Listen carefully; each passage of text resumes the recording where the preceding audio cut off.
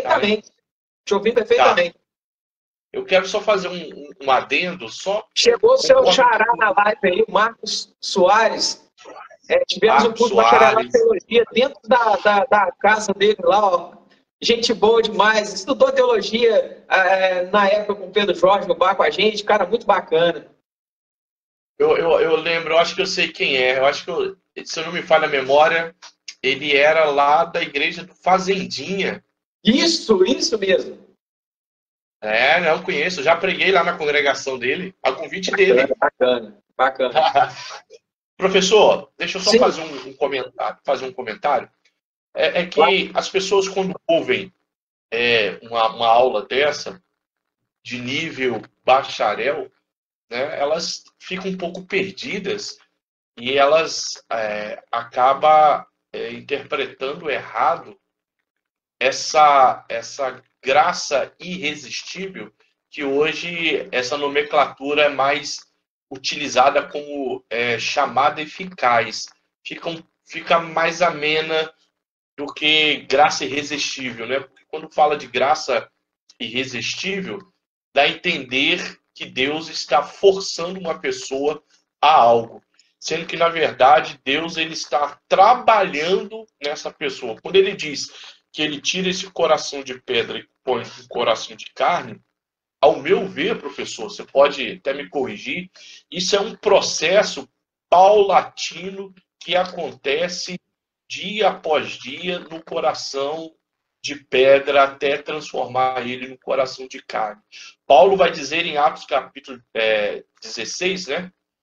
Enquanto ele pregava, durante muitos dias, ele ia a um lugar de oração e ele pregou neste dia e as mulheres ouviram a mensagem. Então, Lídia teve o coração aberto, porque Deus abriu o coração de Lídia.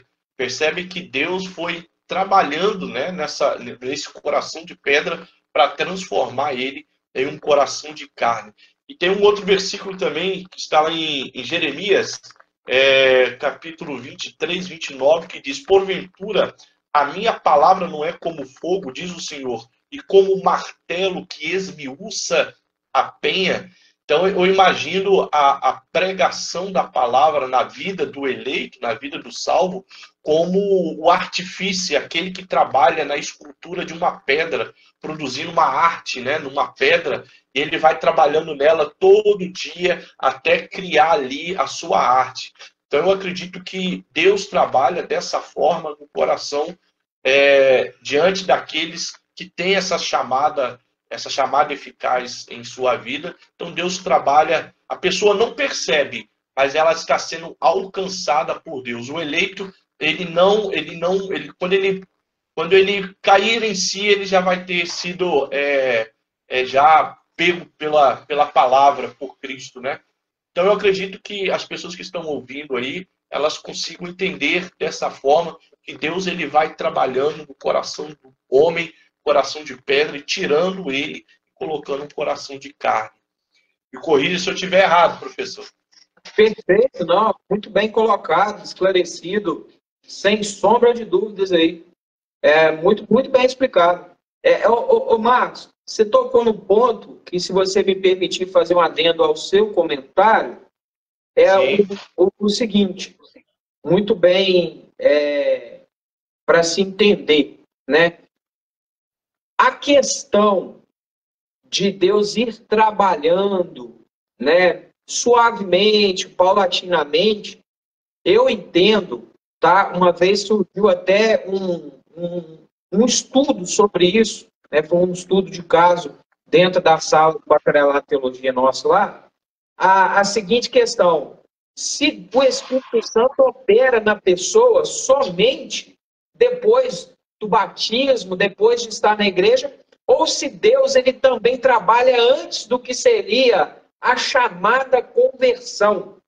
Essa é uma colocação que alguns entendem que Deus só está agindo na pessoa. Aquele pessoal que tem um certo preconceito de falar que Deus só vai usar quem está no fórum dele, quem é de Deus, vamos assim dizer. O Espírito Santo só vai operar em quem é de Deus, né? É a interpretação de muitos. Porém, Marcos, eu entendo o seguinte, se não houver uma operação do Espírito Santo na vida da pessoa anterior à conversão, como é que essa pessoa vai converter, Marcos?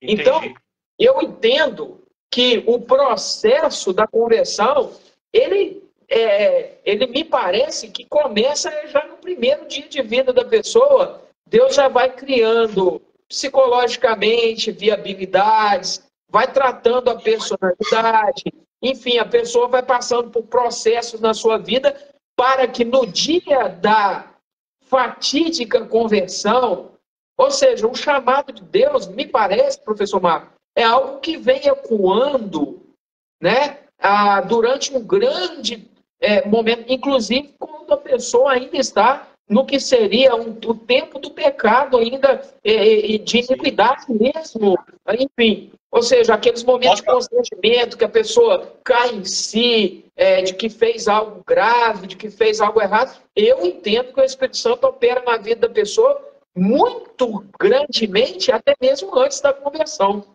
Como você percebe essa questão? Claro, eu concordo plenamente, e essa é a diferença dos monergistas para os sinergistas, né? Porque os sinergistas, eles acreditam que a pessoa tem fé, então elas vão até a Deus e aí elas são regeneradas. Já nós acreditamos, né, os monergistas acreditam que primeiro ela é regenerada para depois ela ir atrás dessa conversão. E essa conversão e na verdade, essa regeneração, ela acontece muito antes da pessoa, quem sabe, entrar até mesmo dentro de uma igreja. Eu costumo dizer que a pessoa ir até a igreja, né, uma instituição religiosa, e ali começar a servir a Deus dentro daquela instituição, é só a parte ou o resultado final da regeneração que já vem acontecendo, como você diz, até mesmo quando ela nasce. A regeneração já vai acontecendo. Paulo, ele vai dizer, e se eu interpretar esse versículo equivocado, você pode até me corrigir, inclusive alguns pré-tribulacionistas, eles vão utilizar esse versículo para falar da volta de Jesus de forma eminente, né? Que no momento, num abrir e fechar de olhos, antes o soar da última trombeta, nós seremos transformados. Eu acredito que essa transformação de abrir e fechar de olhos, eu acredito que é no momento que a pessoa nasce, ela abre o olho, e quando ela morre, ela fecha o olho, nesse processo entre a vida e a morte, ela está sendo transformada, regenerada dia após dia, tendo esse coração de pedra trocado para um coração de carne e sendo alcançada aí com o propósito final da salvação dela em Cristo Jesus. Perfeitamente. Eu penso exatamente isso aí também.